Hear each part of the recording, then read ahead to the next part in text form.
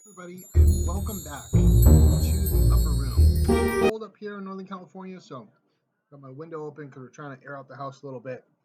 Just decorated our Christmas tree, and I'm wearing a beanie because it's a little bit chilly. I wanted to talk to you today because we're coming into the third week of Advent. For those of you who are not Catholic and you're watching this video right now, Advent is the season of Christmas that starts before Jesus' birth on the 25th. For what we celebrate his birthday on the 25th. Doesn't mean he was born on the 25th, but that's what the church most widely accepted day for Jesus' birth is. Actually, the church itself, the Catholic Church, actually there is a document that states that the church does not know the exact date that Jesus was born, but we celebrate it on this day because it's the most widely accepted by the ancient Christians. Okay, according to many of the written documents that we have left in the Vatican. So, Advent starts in December, and in the beginning of December, and we have what's called an Advent wreath. There's a big wreath, so that's where the wreaths come from when we hang them on our doors. It came from Advent, and so the wreaths we place them on tables, and then we put 4 candles on them. Basically 3 purple candles and 1 pink candle, and some people put a 5th candle, a white candle. Now, the reason for this is that Christmas is in the winter months. Most trees are dying or dead in winter. Evergreens and pine trees and Christmas trees, they are growing in wintertime. So in the midst of a harsh season, these trees still have life in them, okay, during the darkest times of the year. Now, in this day and age, we don't really have to get through the winter like our ancestors did. Food was scarce, hunting was scarce, animals were dying, it was difficult to get food, and so it was a harsh time. Many people died going through the winter just to get through it because of the bitter cold, the lack of food, and the lack of sustenance and the warmth. Okay, so us having the wreath signifies life. The evergreen signifies life. The circle, the fact that it's in a circle, just like a wedding ring or a ring, has a beginning and no end. So it stands for eternal life. Okay? And it symbolizes Christ, what Christ gave to us as a gift, eternal life. Okay? We light the candles each Sunday in Advent, and we are 1 week closer to Christmas. Okay? And they do the same thing during Mass, before Mass starts each Sunday. They light one of the candles because they'll have a Advent wreath up on stage. And so once we get to the pink candle, it's the last week of Advent just before Christmas. Now, when Christmas comes, some people have a white candle in the middle and they light it that Christ was born. It means the pink candle means Jesus is about to be born. Okay? And so it's to remember and celebrate the birth and the fruition of God's promises to his people through his son Jesus being born.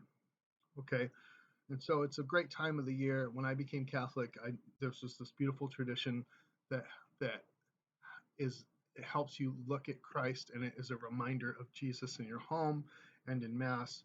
It's a similar reason of why we have Christmas trees in our house. Okay, we have Christmas trees in our house again for the same reason. Winter is harsh, and the Christmas trees grow in wintertime.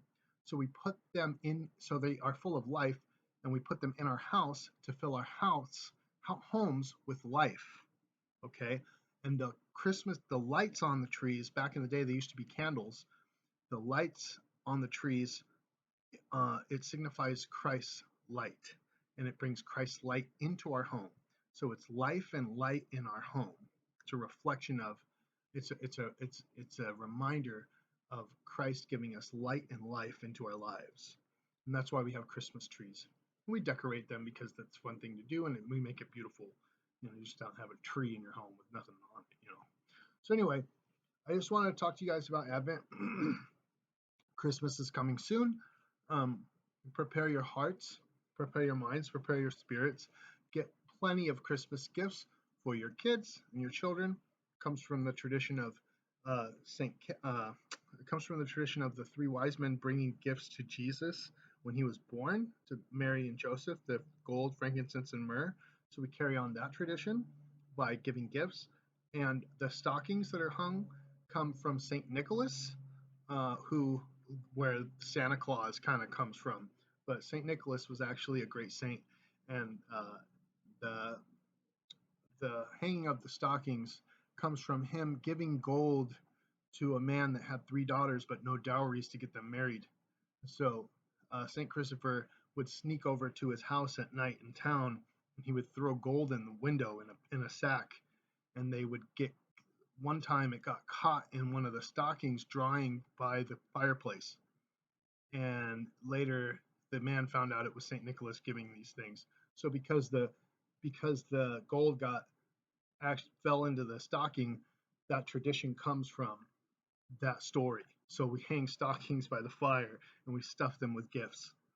And so all those things come from Christianity. All these traditions that we have during Christmas, they come from Christianity. Saint Nicholas actually morphed into Santa Claus through tradition, possibly from other religions that didn't celebrate Christmas the way it should be celebrated, and they just still like the holiday.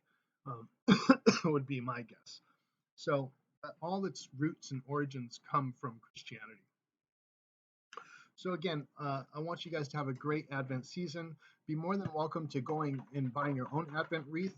It's a great way to teach your children about Christmas, to help them get prepared and show them that Christmas is coming, and they have something to look forward to every Sunday after church. It's a wonderful tradition to have, and I really liked it. Um, thanks again for watching Upper Realm. Just wanted to come in here and talk to you about that. And I would also invite you, great stocking stuffers would be my books on Amazon.